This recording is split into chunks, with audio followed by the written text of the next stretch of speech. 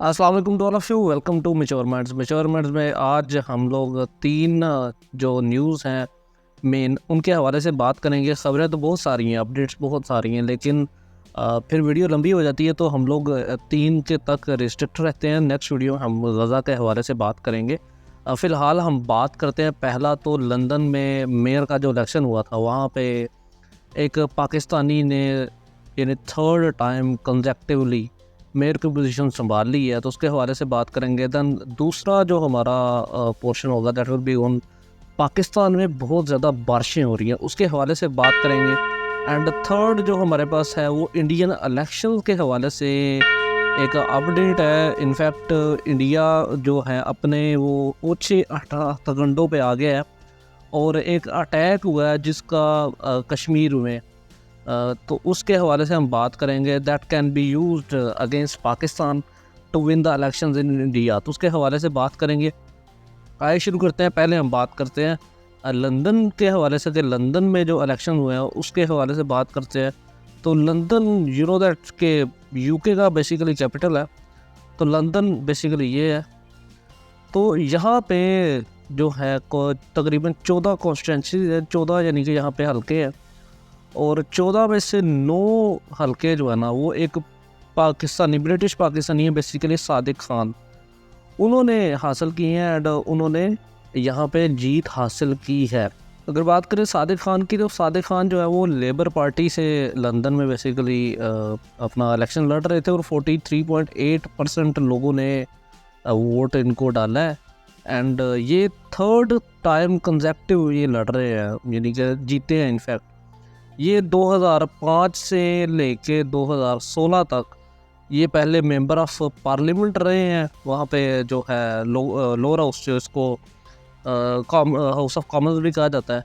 And उसके बाद फिर ये 2016 में पहली दफ़ा मेयर बनते हैं और अब ये 2024 में आके थर्ड टाइम दोबारा मेयर बन गया। 4 मई को इलेक्शन बेसिकली हुआ, तो वहाँ पे जो दूसरे नंबर पे कैंडिडेट थी वो कंजर्वेटिव थी, सुजैन हॉल, उनका 32% वोट शेयर था। तकरीबन 27,000 के करीब वोट सादिक खान ने एक्स्ट्रा लिए हैं फ्रॉम द सेकंड कैंडिडेट, यानी कि जो सुजैन है ना उनसे ज़्यादा 27,000 वोट्स ज़्यादा लिए हैं। अब ये सादिक खान है, इसकी थोड़ी सी हिस्ट्री के बारे में अगर बात करें तो ये मेंबर ऑफ पार्लियामेंट तो उन्होंने बता दिया आपको। हाँ, थोड़ा-सा ये भी था कि इनका पाकिस्तान से जो तल्लुक़ है, दैट इज़ के इनके जो वालिद थे वो बेसिकली लखनऊ से पाकिस्तान शिफ्ट हुए थे 1947 में, और फिर 1968 में ये शिफ्ट हो गए थे टू लंदन, और वहाँ पे एक मामूली से ड्राइवर थे, लेकिन ड्राइवर से फिर आप देख लें उनका बेटे ने उनका नाम रोशन कर दिया। इनफैक्ट 2018 में पाकिस्तान गवर्नमेंट ने सादिक खान जो थे मेयर, उस टाइम पे भी मेयर ऑफ लंदन थे, उनको सितारा इम्तियाज़ दिया। सितारा इम्तियाज़ जो है ना वो हाईएस्ट सिविलियन अवार्ड है पाकिस्तान का। तो दिस इज़ समथिंग के उनकी अचीवमेंट्स हैं। बेसिकली पेशे से वकील है, तो ये उनका था। नेक्स्ट जो हमारे पास न्यूज़ है वो पाकिस्तान से है। पाकिस्तान से कोई अच्छी न्यूज़ नहीं है हमारे पास, तो उसके हवाले से हम बात करते हैं। पाकिस्तान में आजकल आपको पता है बारिशें हो रही हैं बहुत ही ज़्यादा ज़बरदस्त।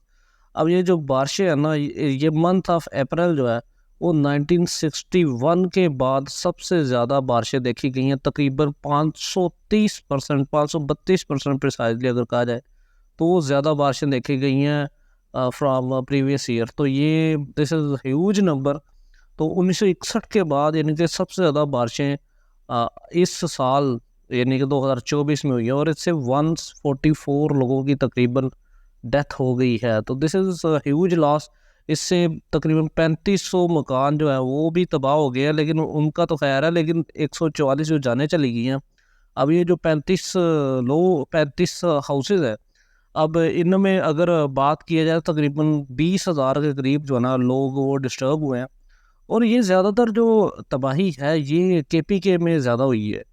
ओवरऑल अगर बात करें तो ये केपीके का जो रीजन है ना यहाँ पे ज़्यादा हुई है। तकरीबन 144 में से 88 जो अमवात है वो सिर्फ केपीके में ही हुई है, और इनमें से भी 38 बच्चे हैं, छोटे बच्चे हैं। तो पाकिस्तान में ये जो नेचुरल क्लैमिटीज़ है, नेचुरल डिज़ास्टर्स है, ये आने की फ्रीक्वेंसी काफ़ी बढ़ गई है। इनफैक्ट 2022 में आपको याद होगा कि पाकिस्तान में जो फ्लड्स आए थे उन्होंने बहुत ही ज़्यादा तबाही की थी और 110 डिस्ट्रिक्ट्स में तकरीबन ये फैल गया था फ्लड उस टाइम पे। और इसने जो डेथ्स जो की थी तकरीबन 1739 डेथ जो रिकॉर्डेड है, एंड ये वो रिकॉर्डेड है जो कि गवर्नमेंट फिगर्स है। अब जो अनऑफिशियल फिगर है वो तो काफ़ी ज़्यादा होगी। 10 मिलियन से ज़्यादा लोग इससे डिस्टर्ब हुए थे और इससे तकरीबन $30 बिलियन का उस टाइम पे नुकसान हुआ था पाकिस्तान को, which is a huge in amount. तो अब ये जो मसाइल हैं, अब इनको पाकिस्तान को देखना पड़ेगा, पाकिस्तान को इस चीज़ के हवाले से बड़ा कंसर्न करना पड़ेगा कि जो क्लाइमेट चेंज है उसको किस तरह पाकिस्तान टैकल करता है। पाकिस्तान को क्लाइमेट जो मैनेजमेंट स्ट्रेटजी है ना, उसके हवाले से सवेर इकदाम करने की ज़रूरत है। अभी क्लाइमेट चेंज की वजह से काफ़ी ज़्यादा नुकसान पाकिस्तान को फेस करना पड़ा है, जैसे नेचुरल क्लाइमेटीज़ है, वाटर के रिलेटेड इश्यूज़ हैं, एग्रीकल्चर का इशू है, फूड क्राइसिस का इशू है। इसके अलावा जो गवर्नेंस के मसाइल हैं, फिर वुमेन इशू है, वहाँ पे वुमेन के रिलेटेड जितने भी हैं, फिर इससे सिक्योरिटी में मसाइल होते हैं, इससे आपके सोशो इकनॉमिक जो इंडिकेटर हैं उनमें मसाइल होते हैं, जैसे अनएम्प्लॉयमेंट है, पॉवर्टी है, ये सारे यहाँ पे चीज़ें होती हैं। फिर रिहेबिलिटेशन का मसला होता है, इकोनॉमिक लॉसेस जो होते हैं वो तो अलहदा होते हैं। फिर आपकी जो इन इलाकों की जो पॉलिटिकल स्ट्रक्चर है वो जो है वो यहाँ पे कॉम्प्रोमाइज़ हो जाता है। फिर यहाँ पे आपके जो लोगों का आप सोशल फैब्रिक है, सोशल आपकी जो आप कह लें निट्स है वो ख़त्म हो जाते हैं। तो ये वो सारी चीज़ें हैं। फिर यहाँ से क्रिमिनल जन्म लेते हैं, क्राइम बढ़ता है इन इलाकों में। तो ये क्लाइमेट चेंज जो है ना, इसको रोकने के लिए पाकिस्तान को बड़ा यानी कि एक सवेर इकदाम करने की ज़रूरत है। इनफैक्ट एक बुक है पाकिस्तान हार्ड कंट्री, तो उसमें उसने मेंशन किया हुआ है राइटर ने कि 2045 तक पाकिस्तान में जितने भी ग्लेशियर्स हैं वो मेल्ट हो जाएंगे। फ्रेश वाटर जो ग्लेशियर्स हैं वो मेल्ट हो जाएंगे। अब ये जो 25 की फिगर है, obviously this can not be true, क्योंकि अभी ये तो बहुत रिसेंट हो जाएगा। लेकिन जो यूएन का है, आईएमएफ का जो प्रोजेक्शन है और यूएन की जो प्रोजेक्शन है एंड वर्ल्ड इकोनॉमिक फोरम की प्रोजेक्शन है, इन तीनों की जो प्रोजेक्शन है ना वो इकट्ठी वो तकरीबन 2100 जो सदी बनती है ना, 2100 वाला ईयर, तब तक ये कह रहे हैं कि पाकिस्तान के जो तो है अपने ग्लेशियर्स वो मेल्ट हो जाएंगे। एंड इंटरेस्टिंगली मैं आपको बताऊँ, ये पाकिस्तान के जो ग्लेशियर्स हैं ना ये बहुत ज़्यादा इंपॉर्टेंट है।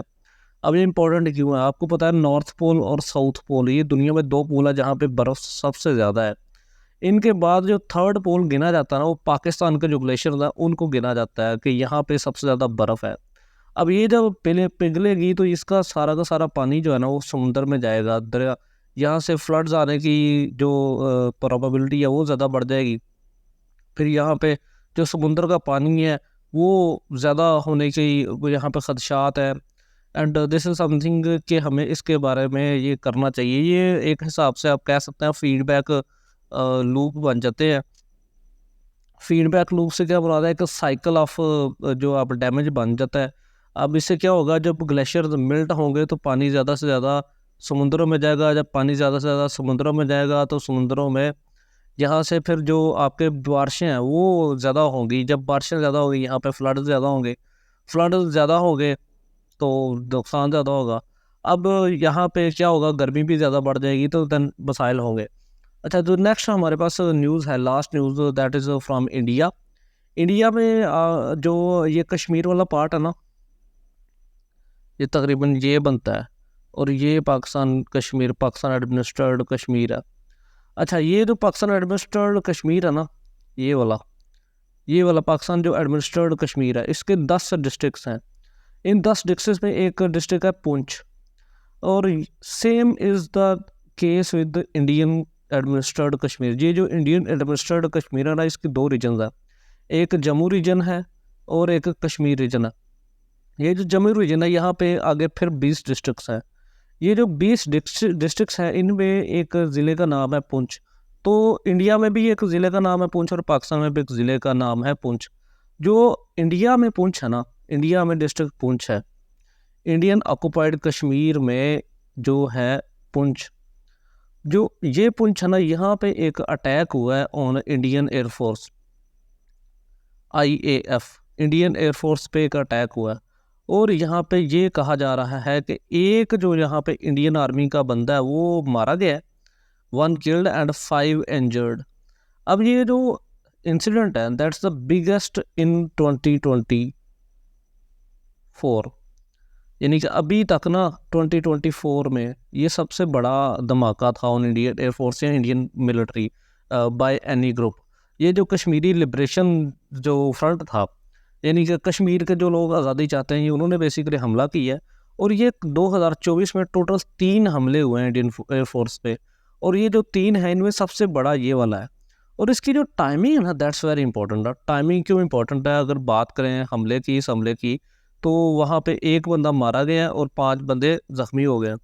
अब इंडिया में आपको पता है इलेक्शन चल रहे हैं, और जो इलेक्शन है इस ज़िले में, वो इस ज़िले में 6th फेज़ जो इंडिया का इलेक्शन है, आपको बताया था कि इंडिया में 7 फेज़ में इलेक्शन होते हैं। तो 6th फेज़ तकरीबन 27 मई को बनता है, 27 मई को यहाँ पे इलेक्शन है। अब ये जो इलेक्शन है ना, यहाँ पे ये बड़ा अब सिनेरियो है कि यहाँ पे जो रूलिंग पार्टी है बीजेपी, वो कंजर्वेटिव पार्टी है और एंटी पाकिस्तान और एंटी मुस्लिम जो फोर्सेस हैं उनको इस्तेमाल करके इलेक्शन में पार्ट लेती है।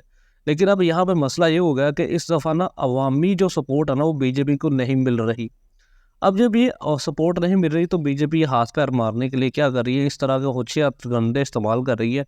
जैसा कि उन्होंने 2019 में पाकिस्तान के ऊपर जो पुलवामा का फॉल्स अटैक था, पुलवामा का फॉल्स अटैक था जिसमें 40 जो इंडियन आर्मी के बंदे थे वो मारे गए थे।